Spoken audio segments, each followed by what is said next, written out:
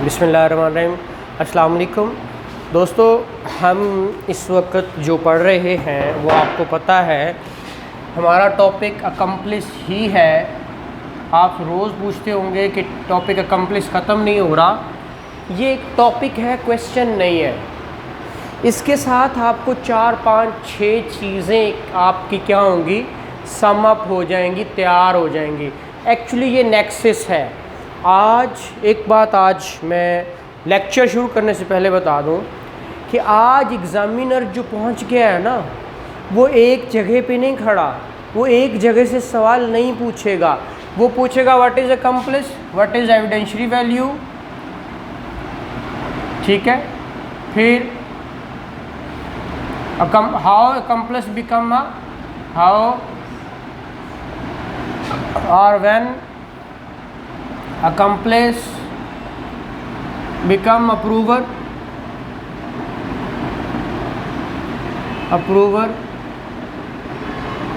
ठीक है। इसी तरह is accomplice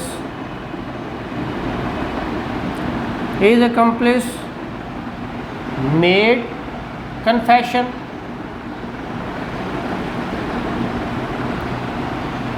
ठीक है। like and what are relevant provisions in different laws, like अब देखिए, ये टॉपिक कवर करने के लिए एक जगह से आप पढ़ ही नहीं सकते। जैसे मैं पहले दिन से कह रहा हूँ, अकम्प्लिस को एविडेंस की वैल्यू के साथ, क्योंकि यहाँ पे अकम्प्लिस जिस वक्त आर्टिकल 16 के अंदर है ना, वो है क्या, सिर्फ और सिर्फ एज ए विटनेस। वो उसकी गवाही पे किसी को सज़ा हो सकती है, साथ अक्यूज्ड को। लेकिन 129B में उसने कहा corroboration ज़रूरी है। आर्टिकल 43 में कहा कि उसकी एविडेंशियरी वैल्यू क्या रेलेवेंट है, किसके ख़िलाफ़ इस्तेमाल होनी है।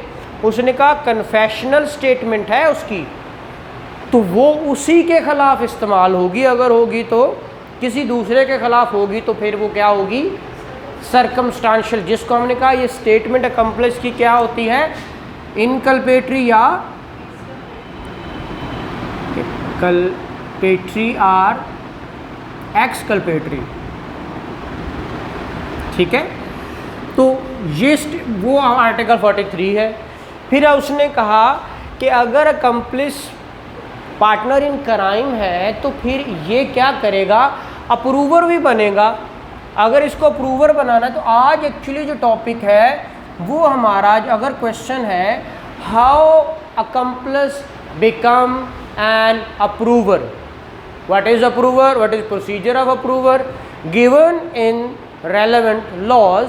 आज हम इसको सिर्फ पढ़ेंगे किसमें, CRPC में से। मैं इसलिए ब्रीफ आप लोगों को बताता हूँ ताकि आप लोग इसको आसानी से समझ सकें, ठीक है।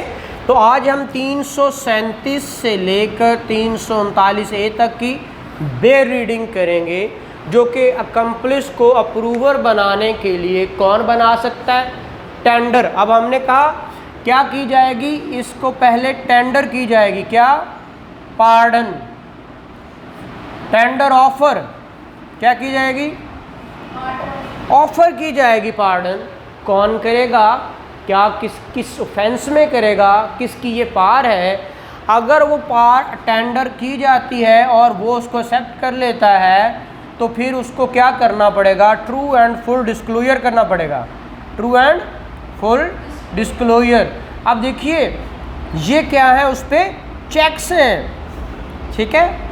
ये उस पर चेक्स हैं कि उसको टेंडर पार्डन करने का चेक क्या है। उसने कहा ये है, अगर वो फुलफिल करेगा, अगर वो क्या करेगा, इन चेक्स को जिस शर्त पे वो ऑफ़र दी गई है उसको क्या करेगा, फुलफिल करेगा, तो वो क्या किया जाएगा, उसको क्या किया जाएगा, उसको अक्विट कर दिया जाएगा।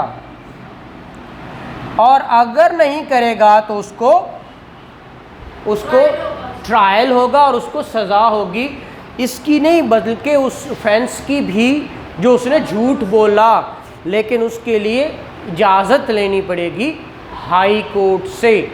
ठीक है, ये चीज़ें आपने सारी आज पढ़नी है। ठीक है, कि अकम्प्लिस को क्या क्या किन मौक़ों पे, अब सवाल अक्सर आता है, is principal offender or accused become an approver,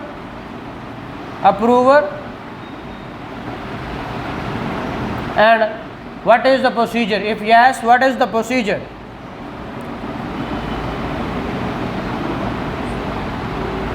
ठीक है, अब देखिए ये भी बड़ा क्वेश्चन आता है। हम कहते हैं कि कैसे प्रिंसिपल सरगना, ये क्या इसको भी किया जा सकता है, टेंडर पार्डन ऑफर की जा सकती है, कैसे, कहाँ, क्यों, ये आज हमारा टॉपिक है। जी जी, ये आज आपका टॉपिक है जो हमने यहाँ पढ़ना है। इवन दो कि इसके साथ आपने मिला के high court rules and orders volume 3 का चैप्टर 14 पढ़ना है, चैप्टर 14। ठीक है, वो भी इसके साथ पढ़ना है। अब देखिएगा वर्ड है अप्रूवर, कहाँ है अप्रूवर, यहाँ पे अप्रूवर सीआरपीसी में कहीं नहीं दिया गया, ये वर्ड अप्रूवर ना ही इसको डिफाइन किया गया। फिर आपको इसी अप्रूवर को पुलिस रूल्स में पढ़ना है, मैंने कहा था। और कौन सा है चैप्टर कौन सा है, और रूल 27-28 हाँ ठीक है, 28-29 27, 28, 29 है ना। एक्चुअली कन्फेशन के साथ अप्रूवर और कन्फेशन का बड़ा तालमेल है, बड़ा आपस में ताल्लुक है, तो इसीलिए इनको वहाँ पे भी पढ़ना पड़ेगा। हम 1 बाय 1 एक एक बेरेक्ट को उठा रहे हैं, एक एक चीज़ को। मैंने पहले लेक्चर में जो आपको मिल जाएगा पीछे, कि उसमें मैंने ये आपको कानून शहादत पढ़ रहे हैं उसमें के अंदर मिलेगा। उसके अंदर मैंने जो पहला लेक्चर दिया था, मैंने इसका नेक्सस बनाया था। वो नेक्सस के नाम पे ही यूट्यूब पे पढ़ा होगा, फेसबुक पे भी पढ़ा होगा, जुडिशरी बाय मोहम्मद अजमल भट्टी। उसके अंदर फेसबुक पे मेरा पेज है और यूट्यूब पे मेरे नाम से ही है, तो वो आप देख ही रहे हैं। अच्छा, आज हम इसको बे रीडिंग करते हैं, हम ये देखते हैं कि एक्चुअली ये क्या होता है और कैसे होता है। तो बिस्मिल्लाहिर्रहमानिर्रहीम, जो सेक्शन 337 है, देखिएगा यहाँ पे ये आ गया। देखिए इस चैप्टर से पहले इस चैप्टर का नाम, चैप्टर नंबर क्या है, पहले ये चैप्टर नंबर देखिए। क्या है chapter number ji? 24, general provision as to inquiries and trials. देखिए एक इंक्वायरीज ट्रायल चैप्टर 21 था ना, वो उधर हमने पढ़ा। समरी ट्रायल है, मैजिस्ट्रियल ट्रायल है, फिर आगे हमने पढ़ा सेशन और हाई कोर्ट का ट्रायल है, वो भी ट्रायल है, यहाँ पे भी ट्रायल है। और उसके मुताबिक क्या है, इंक्वायरीज। तो वो जनरल प्रोविजंस कौन सी है वो यहाँ पे बताने जा रहा है। तो वो क्या कहता है, कहता है tender of pardon to accomplice. Word क्या मैंने कहा, हम यहाँ से शुरू कर रहे हैं, tender of pardon to accomplice. जी अजान हो ले, फिर देखते हैं।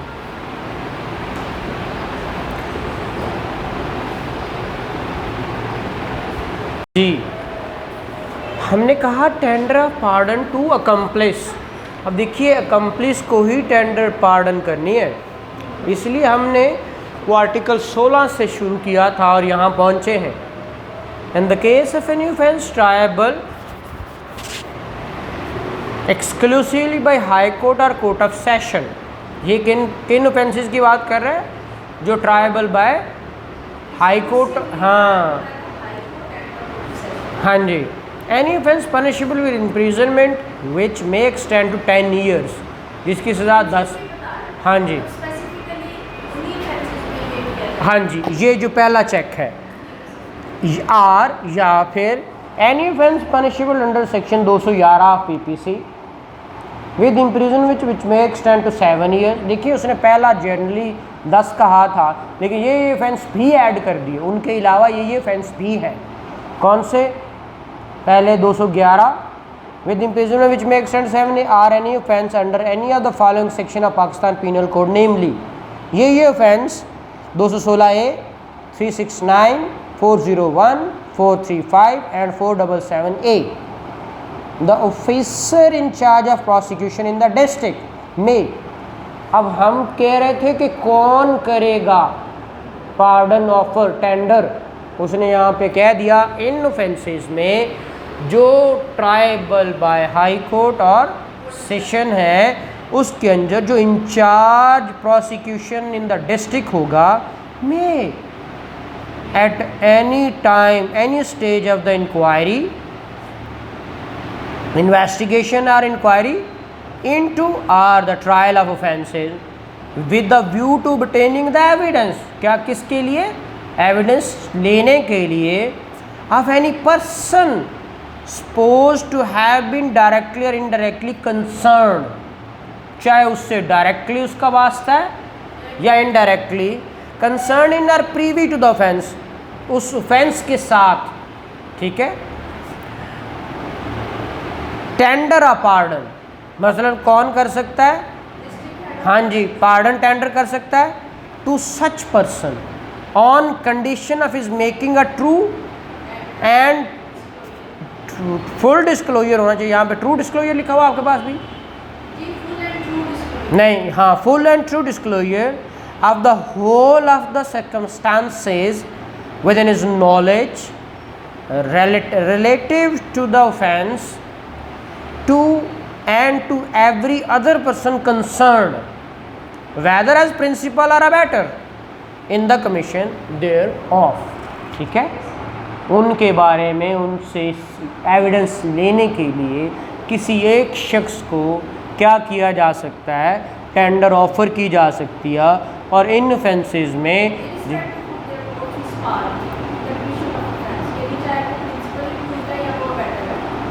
चाहे कोई भी है, क्या करना पड़ेगा उसको,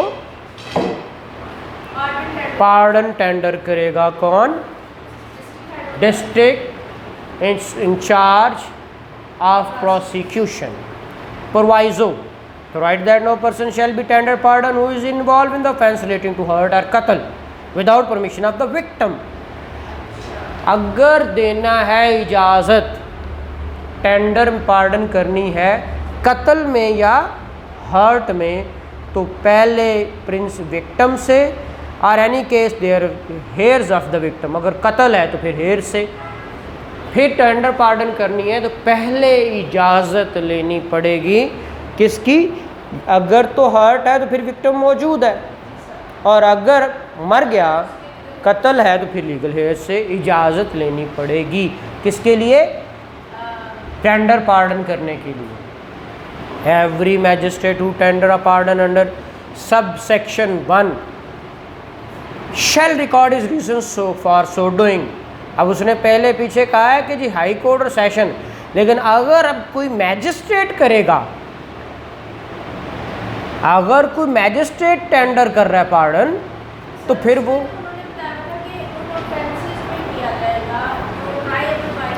उसने कहा, इसीलिए उसने कहा अगर मैजिस्ट्रेट करता है तो फिर वो कहेगा क्यों किया,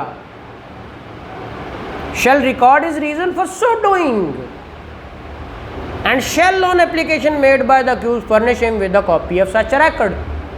ठीक है, उसको कॉपी भी दी जाएगी। साफ ज़ाहिर है जो भी उससे कॉपी मांगेगा उसको कॉपी, अक्यूज्ड की बात है ना, एप्लीकेशन बाय द अक्यूज्ड लिखा हुआ है, ठीक है।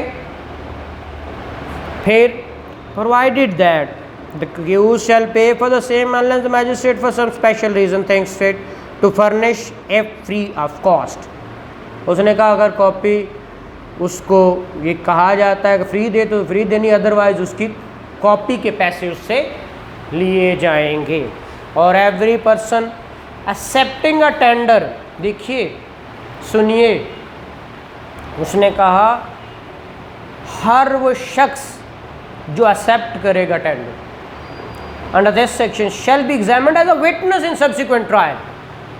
पहले वो अकम्प्लिस था, पार्टनर इन क्राइम था, मैंने कहा उसको अकम्प्लिस को जब गवाह बनाना है तो टेंडर करके पार्डन उसको एज ए गवाह लेना है।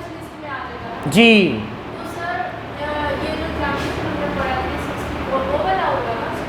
हाँ, मैनर्स वही होंगे, एविडेंस रिकॉर्ड करने के तो मैनर्स वही होते हैं।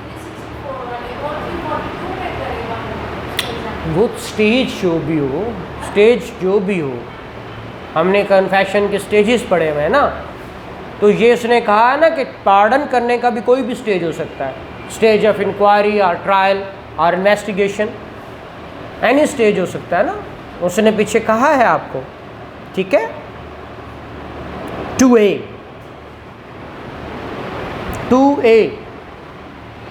in every case where a person has accepted a tender of pardon and has been examined under subsection 2, उसको एग्जामिन किया जाता है बाद में ट्रायल में as a witness, the magistrate before whom the proceeding are pending, जिसके सामने proceeding pending थी, shall if he is satisfied that there are reasonable ground for believing that the accused is guilty of an offence, commit him for trial to the accused, the court of the session or high court as the case may be। उसने कहा tender उसने pardon accept की और magistrate जिसके साथ pending थी वो कहता है कि ये गिल्टी है, अक्यूज क्या है, गिल्टी है। हाँ हाँ हाँ,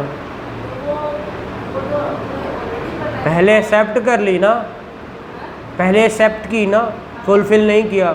उसने कहा ये तो अब क्या है, ये तो फिर गया उस बात से। उसने कहा ना एक्सेप्टिंग, उसने कहा है accepted tender of pardon, examine किया before magistrate, and if he is satisfied that there are reasonable ground for believing that accused is guilty of an offence, कि ऑफेंस उसने किया है अक्यूज ने, पार्डन टेंडर होगी। भाई अगर उसका ट्रायल मैजिस्ट्रेट के पास चल रहा है, पार्डन टेंडर की और उसकी गवाही ली और उससे ये पता चला क्या हुआ है कि अक्यूज अब क्या है, गुनाहगार है इस अकम्प्लिस की शहादत पे, तो फिर वो भेज देगा ट्रायल के लिए या कोर्ट ऑफ सेशन या हाई कोर्ट, जिस तरह वो जो ट्रायल होगा। मतलब ये है ना कि उसके पास तो ट्रायल नहीं है, ट्रायल तो किसी और पास है, चलना है, कत्ल केस है जैसे, तो कत्ल का ट्रायल कहाँ चलता है, हाँ, तो फिर सेशन भेज देगा या हाई कोर्ट जो उसको लगे। Such person unless he is already on bail shall be detain in custody until termination of trial. अब ये तो रखिएगा एक, हाँ